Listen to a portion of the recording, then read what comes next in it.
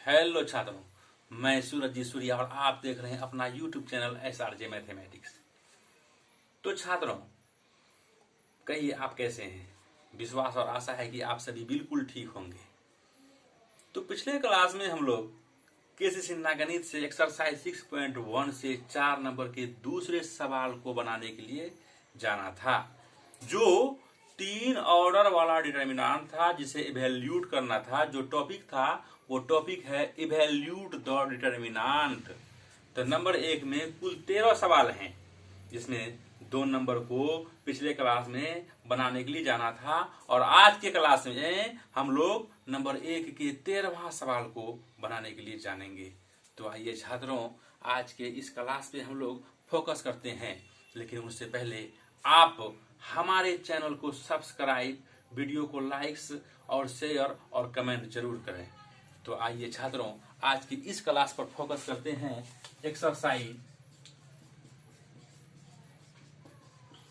6.1 number 4, evaluate the following.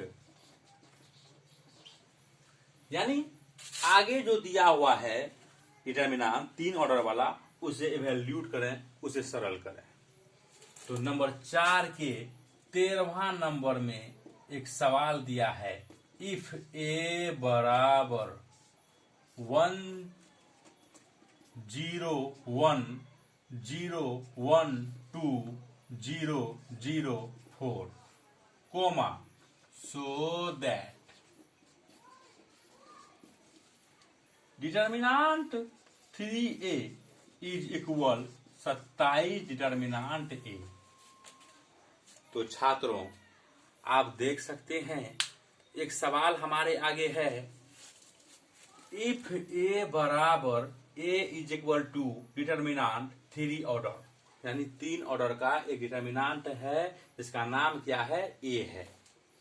तब कहता है सो दैट, यानी दिखाएं कि a का मान हम रखेंगे 3 के बगल में, यानी डिटर्मिनेंट 3a का मान जो निकालेंगे वही मान 27 डिटर्मिनेंट a का निकालेंगे, यानी दोनों को बराबर दिखाना है।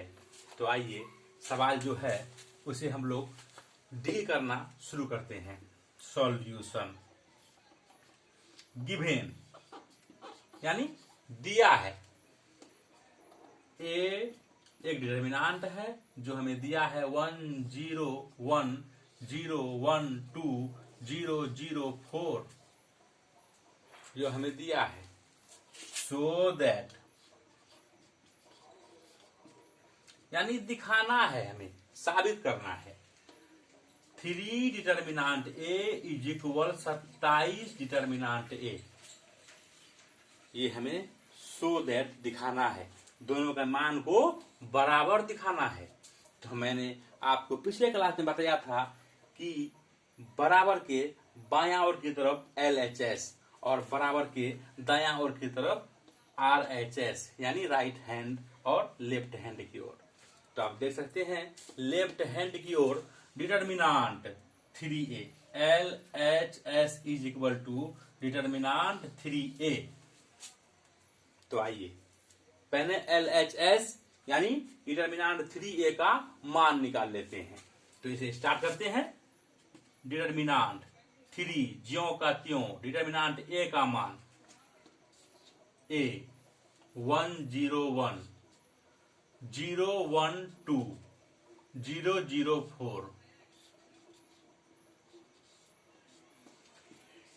3 गुना 1 3 3 गुना 0 0 3 गुना 1 3 3 गुना 0 0 3 गुना 1 3 3 गुना 2 6 3 गुना 0 0 3 गुना 0 0 3 चौक 12। तो छात्रों, आप देख सकते हैं कि यहाँ पर जो अचर यानी कांस्टेंट है वो डिटर्मिनेंट a से गुना हो रहा है। जो डिटर्मिनेंट के पहचान के अंदर एक कांस्टेंट गुना हो रहा है 3, इसलिए यह कांस्टेंट सभी एलिमेंट के साथ गुना होगा, जो मैंने किया। तो आप देख सकते हैं हमारा डिटर्मिनेंट 3a तैयार हो चुका है। तो ये है डिटर्मिनेंट 3a। अब इसका मान निकाल लेते हैं। तो लीडिंग एलिमेंट 3 यानी मुख्य एलिमेंट ए से खेल शुरू करते हैं, स्टार्ट करते हैं, इसे वैल्यूट करते हैं।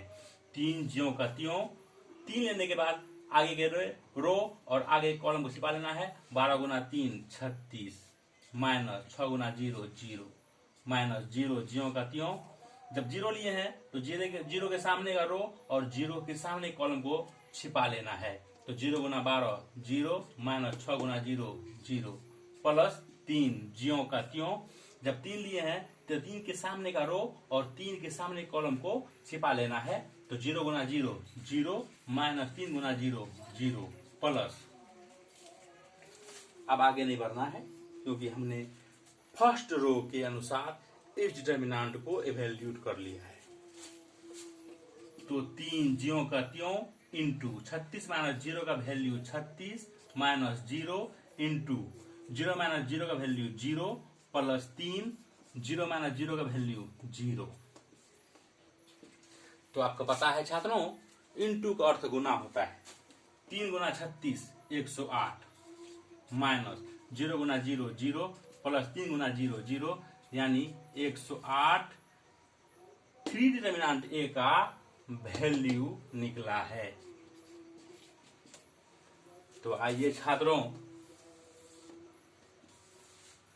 इसी तरह से हम लोग LRHS को भी इस तरह से डील कर लेते हैं। तो RHS इज इक्वल टू दिया है 27 डिटर्मिनेंट ए। तो 27 ज्यों का त्यों डिटर्मिनेंट ए का वैल्यू आप ले सकते हैं 1 0 1 0 1 2 0 0 4। तो आपको पता है छात्रों, मैंने पिछले क्लास में आपको बताया था कि अगर कोई अचर यानी कांस्टेंट डिटर्मिनेंट ए के अंदर गुना होता है तो वो सभी एलिमेंट के साथ गुना होता है। जैसे यहाँ पर कांस्टेंट 3 गुना डिटर्मिनेंट ए से हुआ है, सभी के एलिमेंट से हुआ है, सभी एलिमेंट से हुआ है डिटर्मिनेंट के। लेकिन आपको पता है कि जब वही कांस्टेंट डिटर्मिनेंट के बाहर हो तो या तो वो किसी एक रो या किसी एक कॉलम के साथ गुना होता है। ये मैंने आपको पिछले क्लास में बताया था। तो आइए आगे बढ़ते हैं।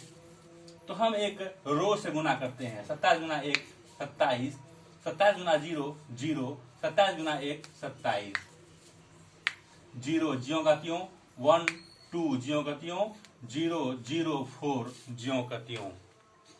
तो आप देख सकते हैं यहाँ पर मैंने किसी एक रो से गुना किया है, यानी फर्स्ट रो से गुना किया है। तो ये हमारा 27 डिटर्मिनेंट ए निकल चुका है। तो छात्रों आइए इसे भी हम लोग डील कर लेते हैं। तो लीडिंग एलिमेंट 27 से इस डिटर्मिनेंट को इवैल्यूएट करते हैं। 27 ज्यों का त्यों आगे के 27 के आगे के रो और 27 के आगे कॉलम को छिपा लेना है। 4 गुना 1 4 माइनस 2 गुना 0 0 माइनस 0। जब 0 लिए हैं तो 0 के सामने के रो और 0 के सामने कॉलम को छिपा लेना है। तो 4 गुना 0 0 माइनस 2 गुना 0 0 प्लस 27 ज्यों का त्यों। जब 27 लिए हैं तो 27 के सामने के रो और 27 के सामने कॉलम को छिपा लेना है। तो 0 गुना 0 0 माइनस 1 गुना 0 0। तो 27 4 माइनस 0 का value 4 minus 0 0 minus 0 value 0 plus 27 0 minus 0 value 0। तो इंटू का अर्थ गुना 27 गुना 4 108 माइनस 0 गुना 0 0 प्लस 27 गुना 0 0। तो आप देख सकते हैं 108 माइनस 0 प्लस 0 का वैल्यू हुआ 108। तो 27 डिटर्मिनेंट ए का वैल्यू 108 निकल चुका है।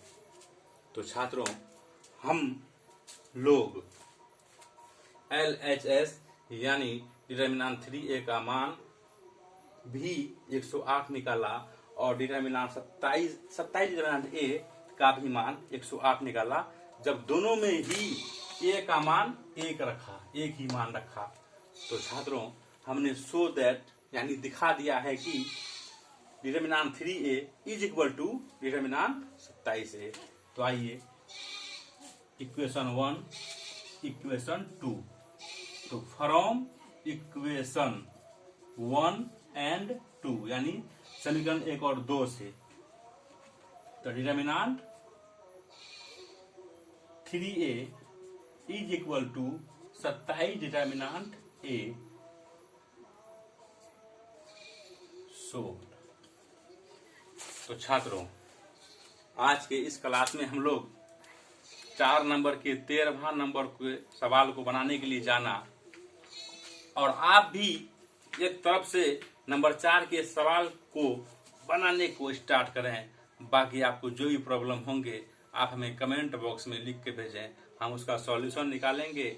साथ ही आप को कोई भी सवाल जानना हो या किसी भी सवाल का आंसर जानना हो या फिर उसे कैसे बनाना है, कैसे डील करना है, आप हमें कमेंट बॉक्स में लिख के भेजें, हम आपको उस सवाल का सॉल्यूशन निकाल के दिखाएंगे।